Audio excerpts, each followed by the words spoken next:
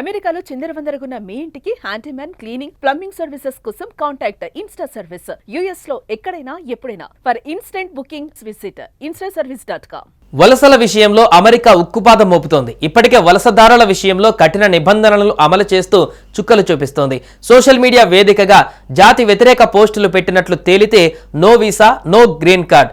అంతెందుకు చిన్న చిన్న తప్పులను కూడా డిపోర్ట్ చేస్తున్న వైఖరి అక్కడి భారతీయులలో ఆందోళన పెంచుతోంది.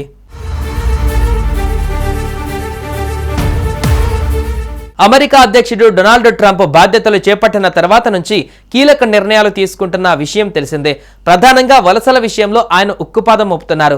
వలసదారుల విషయంలో కఠిన నిబంధనలను అమలు చేస్తున్న యుఎస్ ప్రభుత్వం తాజాగా మరో సంచలన నిర్ణయం తీసుకుంది. సోషల్ మీడియా వేదికగా జాతి వ్యతిరేక పోస్టులు పెట్టినట్లయితే ఆ విషయం తేలితే వారికి వీసాలు, గ్రీన్ కార్డు మంజూరు చేయబోమని అమెరికా అధికారులు వెల్లడించారు.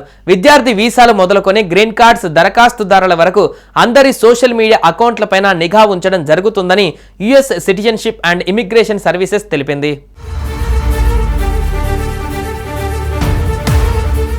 అగ్రరాజ్యానికి వచ్చి యూదు వ్యతిరేక హింస, ఉగ్రవాదాన్ని సమర్థించవచ్చని భావించే ఎవరైనా మరోసారి ఆలోచించాలని హోంల్యాండ్ సెక్యూరిటీ కార్యదర్శి క్రిస్టీ నోయెం స్పష్టం చేశారు. ఇలా తప్పుడు పోస్టులు పెట్టిన 300 మందికి గత నెలలో వీసాలు క్యాన్సిల్ చేసినట్లుగా విదేశాంగ కార్యదర్శి మార్కో రూబియో వెల్లడించారు. అమెరికా పౌరులు కాని వారికి అమెరికన్లకు ఉన్నంత హక్కులు లేవన్నారు. వీసాల జారీ లేదా తిరస్కరణ అనేది న్యాయమూర్తుల అభిష్టానుసారం కాదని, తమ అభిష్టానం మేరకు ఉంటుందని రూబియో స్పష్టం చేశారు.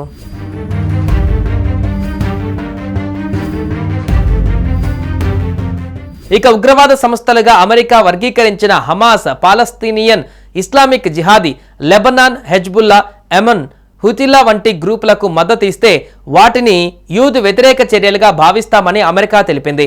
అలాంటి ఉగ్ర కార్యకలాపాలను ప్రచారం చేసినా, వాటి గురించి సోషల్ మీడియాలో అనుకూలంగా పోస్టులు పెట్టినా తీవ్రమైన పరిణామాలను ఎదుర్కోవాల్సి ఉంటుందని హెచ్చరించింది.